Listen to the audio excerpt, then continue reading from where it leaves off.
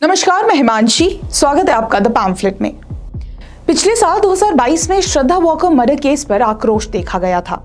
इस केस में श्रद्धा के बॉयफ्रेंड आफ्ताब पूनावाला ने श्रद्धा के शरीर के 35 टुकड़े करके उसे अलग अलग जगह में फेंक दिया था। दिल दहला देने वाला ये केस सोशल मीडिया पर लंबे समय तक चर्चा का विषय बना रहा। समाज के मन में ये प्रश्न उठा कि उस व्यक्ति की सोच और मानसिक अवस्था क्या होगी जिसने उससे प्यार करने वाली एक लड़की के 35 टुकड़े कर दिए। ऐसे में हर तरफ एक ही मांग थी, इंसाफ की मांग। आफ्ताब ने ये कबूल किया कि उसने श्रद्धा का कत्ल किया। आज आफ्ताब हिरासत में है और मामले की जांच चल रही है। जांच की शुरुआत के बाद ये केस कभी कभी बहस का केंद्र रहा, फिर कुछ हद तक मामला शांत होने लगा। शायद इसलिए क्योंकि ऐसे और भी केस रिपोर्ट किए गए। अब एक बार फिर श्रद्धा के कत्ल केस को लेकर सोशल मीडिया पर फिर से बहस शुरू हो गई है। दरअसल ये मामला सामने तब आया जब सोनी एंटरटेनमेंट टेलीविजन के सबसे ज्यादा देखे जाने वाले सीरियल क्राइम पेट्रोल में श्रद्धा आफ्ताब केस को दर्शाया गया। जैसे कि सब जानते हैं, क्राइम पेट्रोल के एपिसोड सत्य घटनाओं पर आधारित रहते हैं। कुछ दिनों पहले ही दिखाया गया कि एपिसोड श्रद्धा आफ्ताब केस पर बेस्ड था। यह लोगों के लिए सरप्राइजिंग था कि सत्य घटनाओं पर आधारित इस एपिसोड के प्रसारण के बाद उसे सोनी लाइव ने डिलीट कर दिया। अब सवाल उठता है कि एपिसोड डिलीट करने की वजह क्या थी।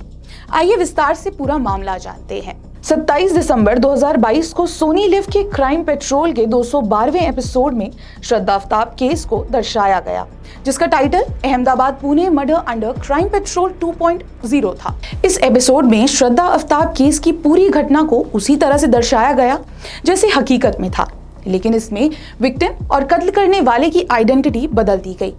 इस केस की विक्टिम श्रद्धा वॉकर, जो कि हिंदू लड़की थी, उसे एना फर्नांडिस यानी एक ईसाई लड़की के तौर पर दिखाया गया और कत्ल करने वाले आफ्ताब पूनावाला, जो कि मुसलमान था, उसे मिहिर यानी हिंदू लड़के के तौर पर दिखाया गया।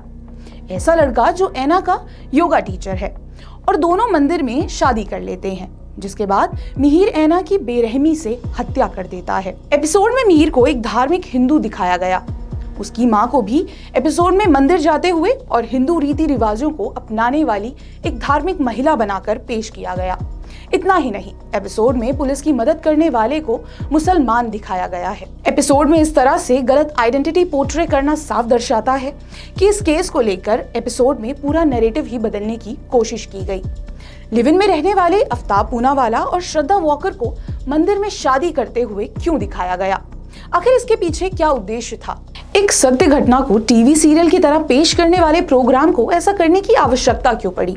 वो भी ऐसी घटना जो न केवल नेशनल लेवल पर बहस का विषय बनी, बल्कि कुछ ही महीनों पुरानी थी। ये ऐसे प्रश्न हैं जिसका जवाब सोनी टेलीविजन और प्रोग्राम के निर्माता और निर्देशक को देना चाहिए। ये सीरियल दुनिया भर में देखा जाता है। ऐसे में सीरियल के निर्माता निर्देशक की जिम्मेदारी ये बताने की है कि गलत नैरेटिव पेश करने के पीछे क्या उद्देश्य था।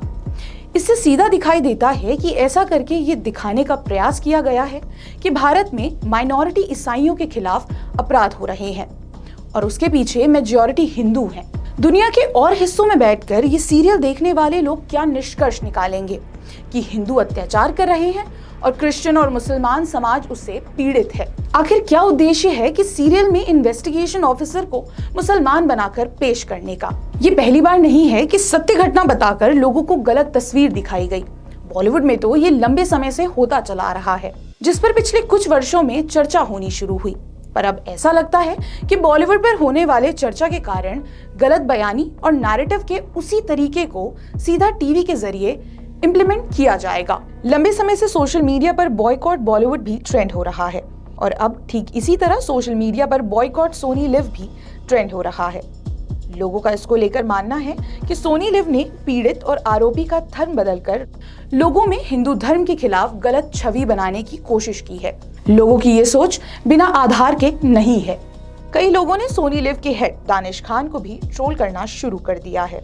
लोगों का मानना है कि उन्होंने इस केस में धर्म बदलकर अपने धर्म वालों का साथ दिया। ऐसे में उनके ऊपर जिम्मेदारी है कि वे अपनी पोजीशन क्लियर करें और देश को बताएं कि उन्होंने जो किया उसके पीछे उद्देश्य क्या था। इस एपिसोड को YouTube चैनल पर भी अपलोड किया गया था, लेकिन इसको लेकर सोशल मीडिया पर चल रहे आक्रोश को देखने के बाद सोनी लिव ने इस एपिसोड को डिलीट कर दिया।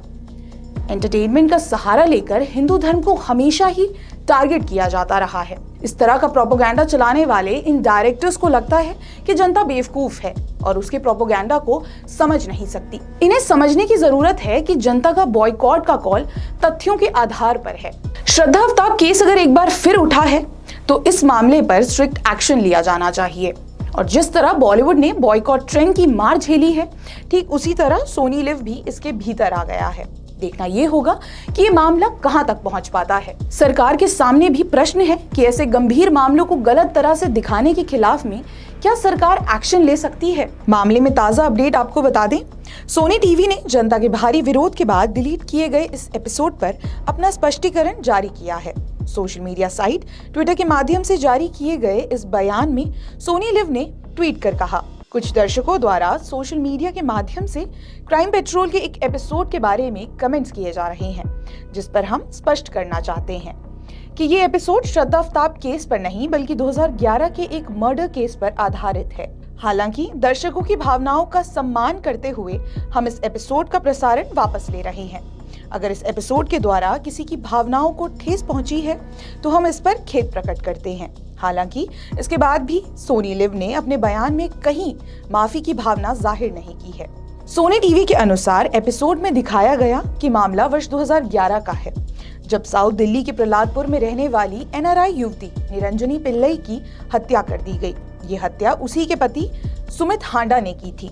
इस केस में भी सुमित ने अपनी पत्नी की हत्या कर बाथरूम में उसके शव के चाकू से टुकड़े कर जंगलों में फेंक दिया। लेकिन सोनी टीवी के स्पष्टीकरण के बाद भी इस मामले पर बवाल जारी है। लोगों ने सवाल उठाया कि अगर ये मामला 2011 का है तो इस एपिसोड में जोमैटो बॉय क्यों दिखाया गया, जबकि 2015 से पहले तो जोमैटो जैसी कोई डिलीवरी सर्विस ही नहीं हुआ करती थी। सोशल मीडिया पर सोनी टीवी के हेड दानिश खान ट्रोल हो रहे हैं और दानिश को हटाने की मांग उठ रही है। अगर आपको हमारा ये वीडियो पसंद आया हो तो वीडियो को लाइक, कमेंट, शेयर करना ना भूलें और हमारे चैनल द पैम्फलेट को जरूर सब्सक्राइब करें। धन्यवाद।